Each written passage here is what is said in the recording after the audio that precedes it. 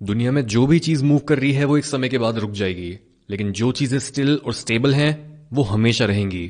किसी भी चीज को मूव करने में एनर्जी लगती है, लेकिन एनर्जी एग्जॉस्ट हो जाती है। जैसे योगा में भी ये बोला जाता है कि ये दुनिया बहुत बार मरी और पैदा हुई है, लेकिन दुनिया के पैदा होने में बहुत एनर्जी यूज होती है। इमेजिन करो कि कितनी बार बिग बैंग हुआ होगा, कितनी बार संसार की रचना हुई होगी और कितनी ज्यादा एनर्जी लगी होगी उसको हर बार पैदा करने में। लेकिन जब जब दुनिया खत्म होती है तब वो वापस से स्टिलनेस और स्टेबिलिटी में मिल जाती है और वो अपनी एनर्जी को प्रिजर्व कर पाती है। यानी non existence is more energy efficient then existence. और हमें यह पता है कि दुनिया में हर चीज हमेशा लीस्ट पॉइंट ऑफ रेजिस्टेंस की तरफ जाती है। इवन अगर आप एक मंक या फिर योगी की स्पिरिचुअल जर्नी को भी ट्रैक करोगे तो आप देखोगे कि कैसे अपनी बॉडी, माइंड और एनर्जीज को मास्टर करने से पहले उनकी कैलोरी कंजम्पशन हाई होती है, वो ज्यादा सांसें लेते हैं और उन्हें नींद भी ज्यादा चाहिए होती है। लेकिन जैसे जैसे वो स्पिरिचुअली ग्रो करते हैं और उनके पूरे सिस्टम को चलने के लिए उतनी फ्रिक्शन और एनर्जी नहीं चाहिए होती, तब उन्हें सेम काम करने के लिए भी उतना खाना नहीं खाना पड़ता, उन्हें उतनी नींद नहीं चाहिए होती और उन्हें उतनी सांसें भी नहीं लेनी पड़ती। एक नॉर्मल इंसान 1 मिनट में लगभग 15 सांसें लेता है, लेकिन एक हाई लेवल मंक या फिर योगी 1 मिनट में केवल 2 से 4 बार सांसें लेता है। और इंटरेस्टिंगली इनफ, योगा की क्रिएशन स्टोरी हर बिग बैंग को सांसों के एग्जाम्पल से ही हमें समझाती है कि कैसे ये दुनिया बनती और खत्म होती है। तो स्टोरी कुछ ऐसा बोलती है कि दुनिया की शुरुआत में जब कुछ नहीं था, तब जो आदियोगी थे उन्होंने पहले खुद को बनाया, खुद को बनाने के बाद उन्होंने सांस बाहर छोड़ी और उनकी सांस में पूरा ब्रह्मांड बाहर आ गया। एज अ योगी उनकी सांसें बहुत धीमी होती हैं, तो हर एक्सलेशन अरबों सालों तक चलती है। यानी ब्रह्मांड एक सर्टेन पॉइंट तक एक्सपैंड होता रहता है। आज भी साइंस हमें यही बताती है कि हमारा करंट यूनिवर्स जो है वो करेंटली एक्सपैंड होता चला जा रहा है, यानी वो साइज में बढ़ रहा है, वो एक इन्फिनिट स्पेस में वॉइड में फैलता चला जा रहा है। इसके बाद इस योगिक क्रिएशन स्टोरी में यह भी बताया जाता है कि जब आदि योगी सांस को अंदर लेते हैं तब जो भी चीज एग्जिस्ट करती है, जो भी चीज पहले क्रिएट हुई होती है, हर वो चीज खत्म हो जाती है। बट एक रियल लाइफ योगी की तरह ये यूनिवर्स भी खुद को फ्रिक्शनलेस बनाकर एक लीस्ट पॉइंट ऑफ रेजिस्टेंस तक पहुंचना चाहता है। यानी जिस तरह से एक योगी या फिर मंक जैसे जैसे स्पिरिचुअली ग्रो करता है और उसकी सांसें धीमी और कम होती चली जाती हैं, वैसे ही ये यूनिवर्स या फिर जैसे हम आदि योगी की बात कर रहे हैं, उनकी सांसें भी धीमी और कम होती चली जाएंगी। और 112 सांसों के बाद आदि योगी आखिरी बार सांस अंदर लेंगे, लेकिन वो फिर कभी सांस बाहर नहीं छोड़ेंगे। योगा बोलता है कि ये पॉइंट होगा अटर स्टेबिलिटी और स्टिलनेस का, और इसके बाद एग्जिस्टेंस फिजिकली कभी भी एग्जिस्ट नहीं करेगी। यानी ये वो स्टेज होगा जहां पर यूनिवर्स सबसे एनर्जी एफिशिएंट स्टेज पर पहुंच जाएगा, जहां इस क्रिएशन में एक एक इंसान इंडिविजुअल लेवल पर एनलाइटन होने की सोचता है, बिकॉज हम सब फिजिकली एक दूसरे से अलग हैं। लेकिन जब यूनिवर्स इस स्टेट पर पहुंच जाएगा तब पूरा यूनिवर्स एक साथ एनलाइटन हो जाएगा और वो अपने आप में समा जाएगा। Because at the root enlighten होने का मतलब यही है कि मेरे में और स्टिलनेस में, स्टेबिलिटी में, सच में और जो पूरा यूनिवर्स है उसमें कोई डिफरेंस ही नहीं है।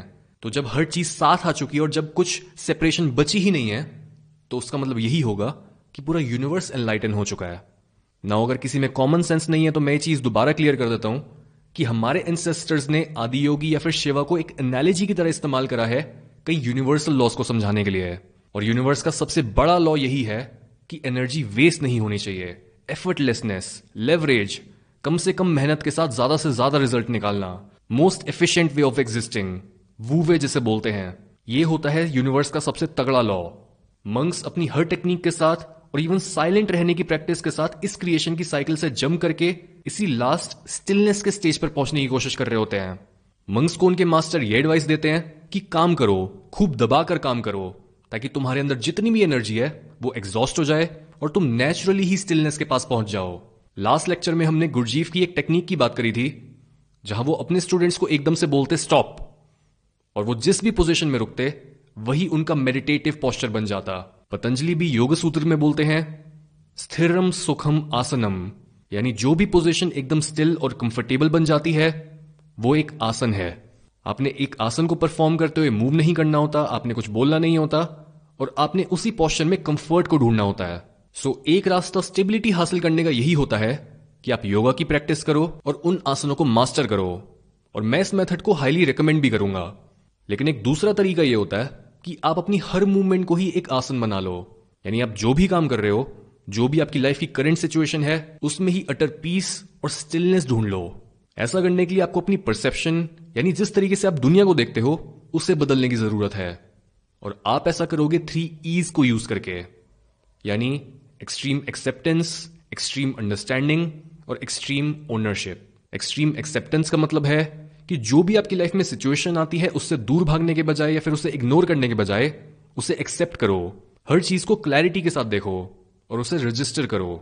अगर किसी ने आपकी मदद करी उसे बहुत ध्यान से नोट करो। अगर आपके किसी बहुत क्लोज इंसान ने आपको धोखा दिया है तो इस रियलाइजेशन को भी दबाओ मत या फिर इसके दर्द से दूर मत भागो, उसे एक्सेप्ट करो। बिकॉज बुरी चीजें दर्द देती हैं, लेकिन बुरी चीजों को जब आप एक्सेप्ट नहीं करते हो तब वो और ज्यादा दर्द देती है और वो और ज्यादा एनर्जी यूज करती है आपकी। एक्सट्रीम अंडरस्टैंडिंग का मतलब है कि जब भी आप किसी चीज को नोटिस करते हो, जब भी आप किसी से इंटरेक्ट करते हो, तब आप उस इंसान के शूज में खड़े होकर समझ पाओ कि इस इंसान ने ऐसा क्यों किया होगा। अगर कोई इंसान आपके साथ अच्छा करता है, कोई इंसान आपके साथ बुरा करता है, आप जब भी कोई बुक रीड करते हो और आपको ये लगता है कि इस इंसान ने ये वाली बात क्यों बोली होगी, तब आप उसके शूज में खड़े होकर समझ पाओ, उसकी साइकोलॉजी समझ पाओ कि अच्छा इसकी मोटिवेशन यही रही होगी।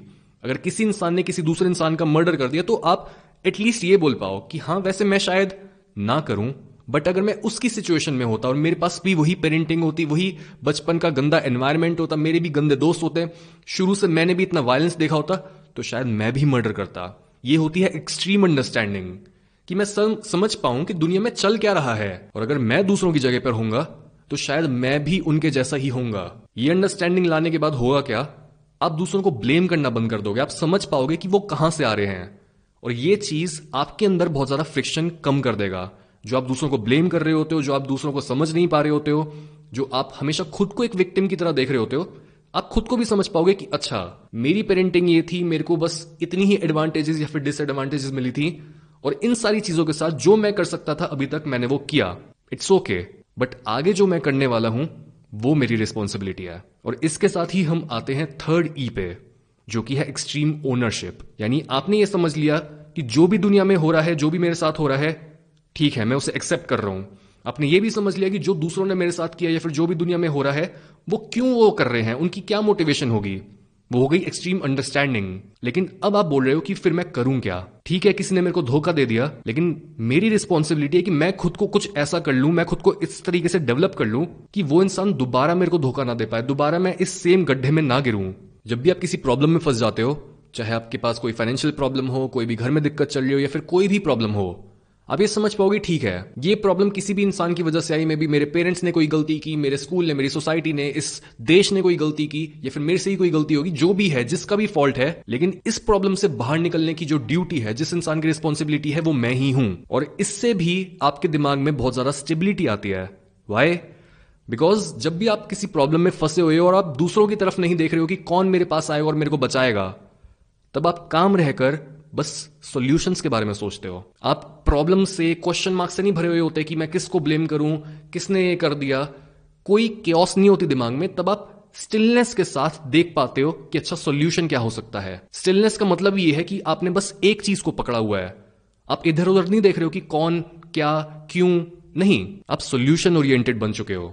नाउ इन तीनों चीजों को प्रैक्टिस करने से होगा क्या, सबसे इंपॉर्टेंट चीज यही होगी कि आपको वेट नहीं करना पड़ेगा कि जब भी मैं मेडिटेट करने बैठूंगा तो मैं सिर्फ तभी स्टेबल और स्टिल फील कर पाऊंगा। जब भी आप इस तरह से दुनिया को देखोगे कि मैं एक्सेप्ट करता हूं, मैं अंडरस्टैंड करता हूं और मैं ओनरशिप लेता हूं, तब आपको मेडिटेट करना नहीं पड़ेगा, तब आप मेडिटेटिव बन जाओगे। आपको अलग से मेडिटेशन में बैठना नहीं पड़ेगा, बल्कि आप 24 घंटा मेडिटेशन में रहना सीख जाओगे।